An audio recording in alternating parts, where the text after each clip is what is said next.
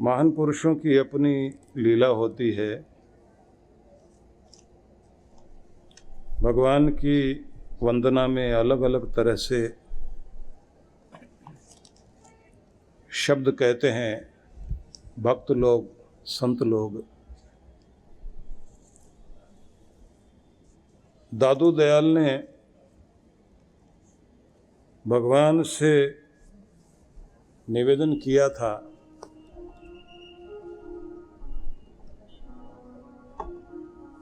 कि भगवान मेरी और आपकी तो तब निभेगी कि जब आप मुझ पर ऐसी दया करो मैं भूल जाऊं तू ना भूले, मैं कुछ बिगड़ी चीजें कर बैठूं, गलतियां, और तुझसे बिगाड़ बैठूं, पर तू ना बिगड़ना। कभी तुझे भूल जाऊं तो मत भूलना, तब तो निभेगी। और अगर तुम ये सोचो कि ये भूल गया तो मैं भी भूलता हूं, तो भगवान फिर निभने वाली नहीं है। लेकिन है तो तेरे, और रिश्ता भी तेरे से ही पक्का है। और मेरी जिंदगी की नदी मिलेगी भी तुम्हें तुझ सागर में ही। तो इसलिए बिगड़े बच्चे पर यह कृपा करना कि मैं भूल जाऊं पर तू न भूलना।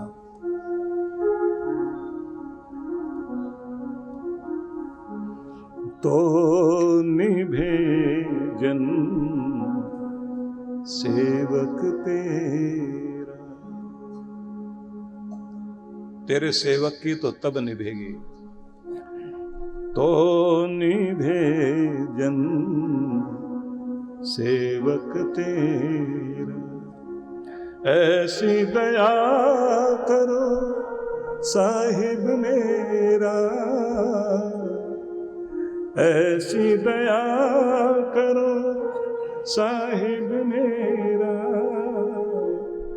तो निभे जन सेवक तेरा। जो हम तोरे तू तो जोड़े, जो हम तोरे तू तो जोड़े, हम तोरे पर तू नहीं तोरे, हम तोरे पर तू ना तोरे।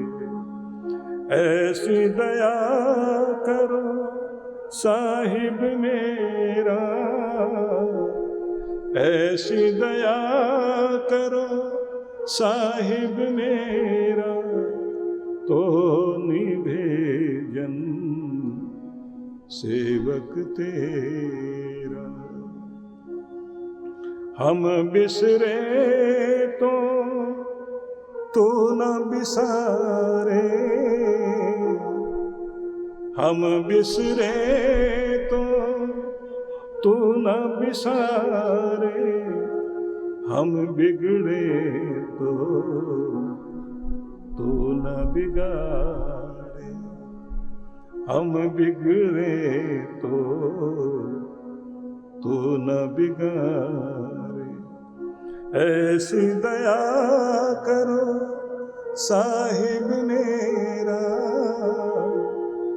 ऐसी दया करो साहिब मेरा, तो निभे जन सेवक तेरा।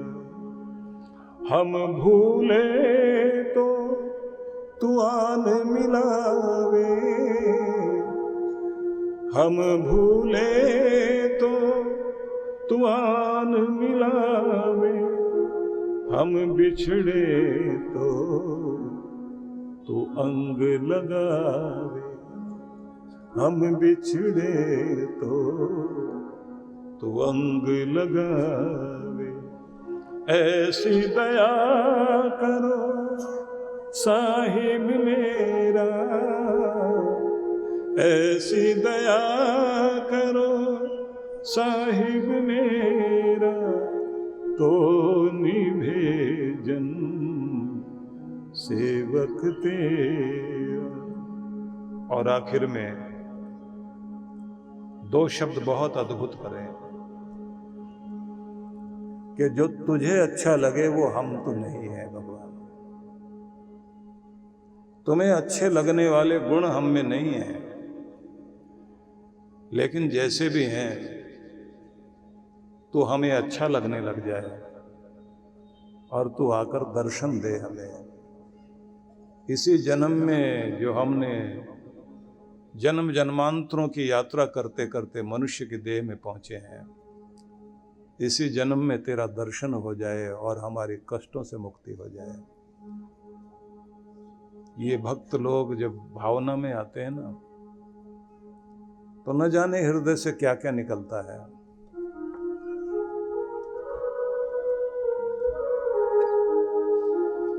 तू भावे सो हम में नाही, तू भावे सो हम में नाही, दादू दर्शन देहो गुसाई, दादू दर्शन देहो गुसाई।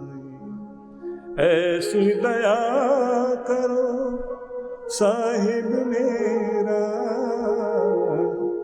ऐसी दया करो साहिब मेरा, तो निभे जन सेवक तेरा, तो निभे जन सेवक तेरा। जिस तरह भाव विभोर होकर दादू दयाल ने भगवान से विनती की, ये साधारण विनती नहीं है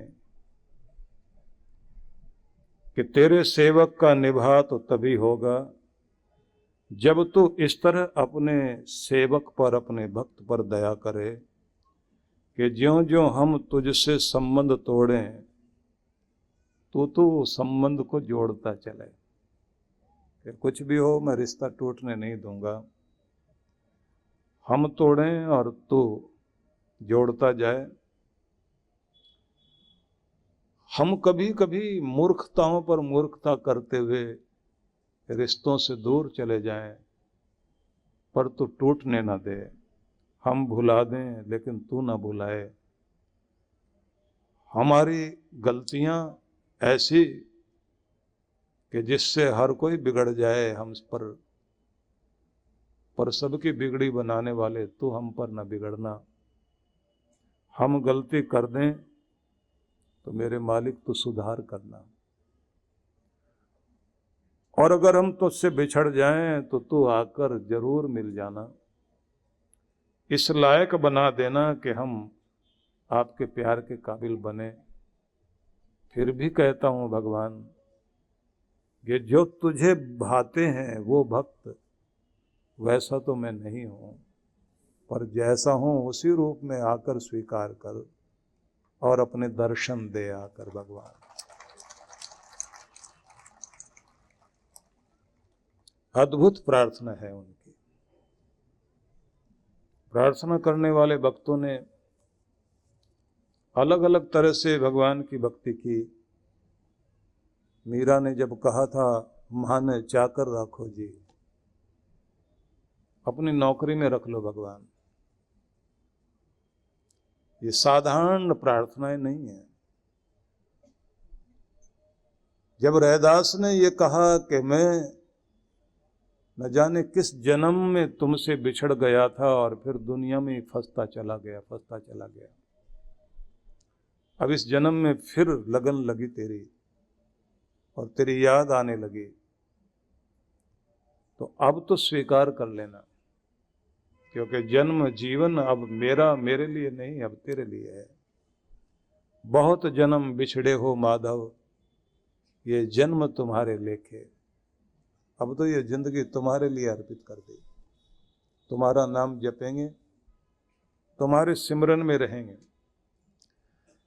तो जो कुछ भी भगवान ड्यूटी लगाए, हमारे फर्ज उत्तरदायित्व हमें निभाने इस दुनिया में, उन्हें जरूर खूबी से निभाओ, लेकिन इस बात का ध्यान रखिए कि उसमें उलझते न जाएं, क्योंकि जैसे जब से हम उलझते जाएंगे दुनिया में फंसते जाएंगे, फिर निकल पाना बहुत मुश्किल है, क्योंकि ये माया का घेरा आसान नहीं है। तो भगवान ने बताया, सर्वद्वाराणि संयम्य मनोहृदि निरुध्य च मूर्धनि आधाय आत्मना प्राणम स्थितो योग धारणम। योग धारणा करें, अपने समस्त इंद्रियों के द्वारों को संयम करते हुए मन को हृदय में जोड़कर और मूर्धा में अपने मस्तिष्क में अपने प्राणों को स्थित करते हुए योग धारणा में रहकर ओम इत्य एकाक्षरम ब्रह्म व्याहरण माम अनुस्मरन। ओम इस परब्रह्म के स्वरूप एकाक्षर का अपने अंदर गुंजन करते हुए और अपने इष्ट देव का स्मरण करते हुए, यह प्रयाति त्यजिन देह सह याति परमाम गतिम। ऐसे करते हुए जिसका शरीर भी छूट जाए, निश्चित रूप से उसकी परम गति हो जाती है। लेकिन इसके लिए हर व्यक्ति को सांसारिक रूप से भी सफलता पाने के लिए हर दिन अभ्यास इस तरह जारी रखना चाहिए कि उसका जाप भी साधना बन जाए, उसका सिमरन भी साधना बने, उसका पूजा करना भी साधना बन जाए। और साधना का ये नियम है कि आपका मन प्रभु में इस तरह टिक जाए कि संसार भूल जाए और आप उसमें खो जाएं। भगवान कहते हैं, अनन्य चेता सततम यो माम स्मृति नित्यशः तस्याहम सुलभ पार्थ नित्य युक्तस्य योगिना। अनन्य भाव से जो भी मेरी भक्ति करता है, नित्यश नित्य प्रति करे, और इसमें भगवान कहते हैं सततम, निरंतर करे, नित्य प्रति करे, अनन्य भाव से करे। तो इसका मतलब हुआ जीवन पर्यंत भक्ति की यात्रा जारी रहनी चाहिए। ये एक दिन किया जाने वाला कर्म नहीं है, ये तो आदत बन जाए कि आपके श्वास श्वास में प्रभु का सिमरन होता रहे। सदगुरु से विधि सीखनी चाहिए कि प्राण में प्रभु का नाम कैसे बसाया जाता है, श्वास श्वास में कैसे भक्ति की जाती है। मंत्र लेने के साथ साथ अपने मंत्र को सिद्ध करने की चेष्टा भी करनी चाहिए, और सबसे बड़ी कोशिश होनी चाहिए कि हमारा जो नियम है वो टिके।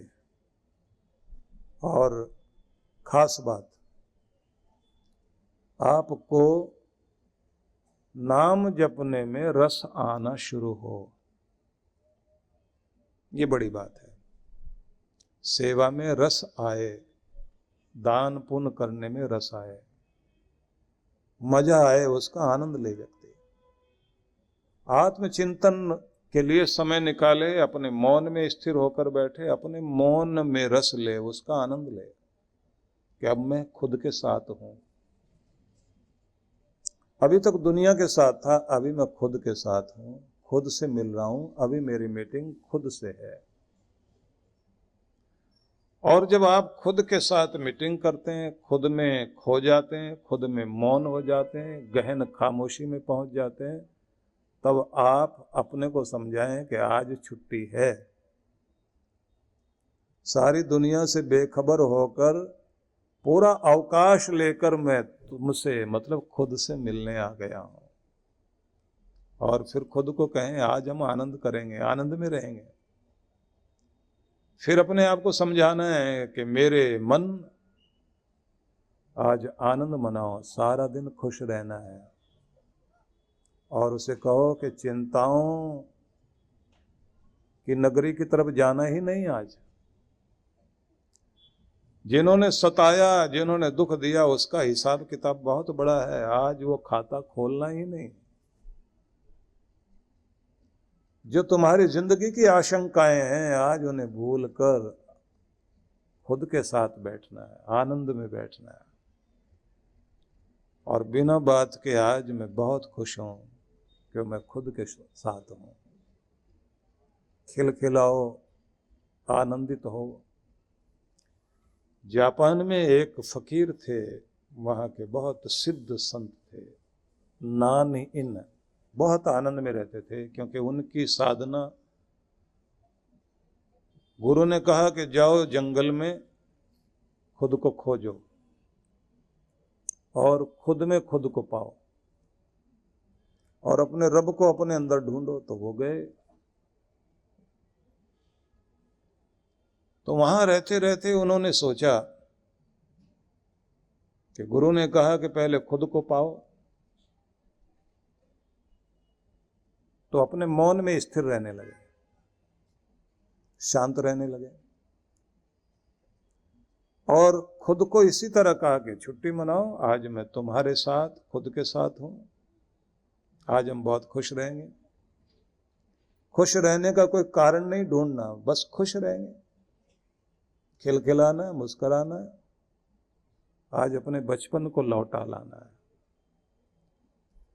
यहां कोई देखने वाला नहीं, कोई टोकने वाला नहीं, और फिर मैं किसी की क्यों परवाह करूं। बेपरवाह हो जाना है। तो वो बहुत आनंद में बैठे हुए थे। और उसके बाद थोड़ी देर ऐसे रहे, चट्टान पर लेट गए, माथा ढीला छोड़ा, पूरे तन को ढीला कर दिया, एकदम पूरे शरीर के अंदर जहां जहां भी इस दुनिया का ताप बसा हुआ था, जैसे बुखार चढ़ा हुआ होता है ना, ऐसे पूरी दुनिया का तनाव आपके पूरे शरीर में रहता है। जब ध्यान कराते हैं तो शिथिलीकरण की विधि कराते हैं। शिथिलीकरण की विधि में सबसे पहले तो सीधा किया जाता है इंसान को। सीधा करने का मतलब उसके सारे तन के अंदर, मन के अंदर, चित्त में बसे हुए सारे तनाव को बाहर करते हैं। शांत शांत करते करते गहन शांति में लेकर जाते हैं और इतना शांत कर देते हैं कि वहां बैठा बैठा व्यक्ति या लेटा लेटा व्यक्ति अनुभव करता है कि अब तक मेरे अंदर कितना भार, कितना बोझ था, जो तनाव का, चिंता का, दबाव का था। मैं कितना परेशान रहता था। आज ऐसे जैसे पूरे आसमान के बादल बरस गए। बिल्कुल शांत होकर वो चट्टान पर लेटे हुए थे। वैसे वैसे उनको लगा कि आज बहुत आनंद है जीवन में, कुछ करना ही नहीं, कोई चिंता ही नहीं। महाराष्ट्र के थाने में गुरु कृपा के 25 वर्ष पूर्ण होने के उपलक्ष्य में परम पूज्य सद्गुरुदेव श्री सुधांशु जी महाराज के पावन सानिध्य में प्रसाद भक्ति सत्संग कार्यक्रम की रूपरेखा दिनांक 5 से 9 मार्च 2025, समय शुभारंभ 5 मार्च सायं 5 से 7 बजे, 6 से 8 मार्च प्रातः 9 से 11 बजे, सायं 5 से 7 बजे। 8 मार्च मंत्र दीक्षा कार्यक्रम प्रातः 11 बजे। स्थान रेमंड ग्राउंड, JK ग्राम, कैडबरी के सामने, पोखरण रोड नंबर 1, थाने पश्चिम।